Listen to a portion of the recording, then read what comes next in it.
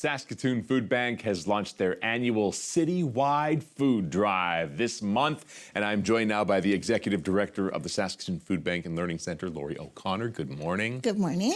Thank you for coming in. Every time you're here, we talk about the people who are accessing your services, and every time the number seems larger and larger, and the need is so much more. And I am going to assume, based on the state of everything right now, that number is still high. You don't have a lower number for me this time, right? I don't, unfortunately. You know, I'd say 2025 was a fairly stable year. And so I know the number that we've been saying is sort of 23,000 folks on average each month. I have looked at the numbers for the last 4 months, and they're concerningly higher.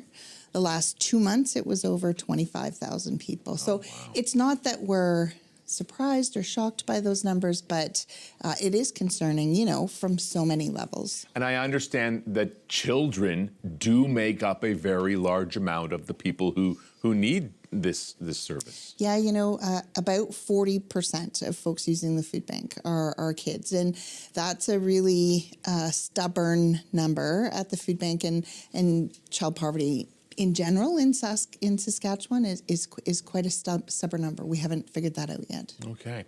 Well, in the meantime, until we do figure it out and find that golden ticket, you guys are essential. So the food drive, it's an annual event. How can people get involved? How does this work usually? Well, so fun now, you know, since I think post-pandemic, we decided to go the whole month. So folks can participate the whole month. You can pop some food into the grocery store bin when you're there. You can gather your friends at work or your family at home and do a food drive month long for us.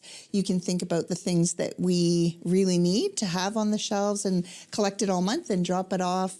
Or you can contribute on our website, saskatoonfoodbank.org. Financially, we always need funds as well.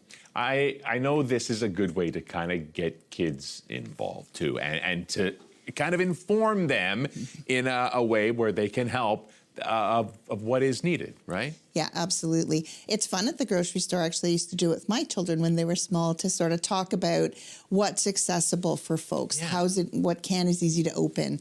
What foods can everyone eat? And so there's lots of learning that can go on with it too. What are the needed items right now? You know, canned protein, always really important. So beans and tuna, chicken, that kind of thing. Pasta and sauce, easy meals that are nutritious, but that can be kept in the pantry. So non-perishable food items that are easy to prepare, but pack a nutritional punch. Okay, very good. Easy to remember. I assume that because this food drive is an annual thing, that it has proven successful in the past. Yeah, absolutely. I think folks really like to get involved. It's kind of the coming to the end of the school year, so it's a great activity, even if you wanted to do it in your classroom. And it's much needed, just as we're heading into summer. Yeah, so, as we talked about, so much need and such a great service provided by the Saskatoon Food Bank and Learning Center. Lori, thank you so much for a few minutes this morning. Thanks for having me.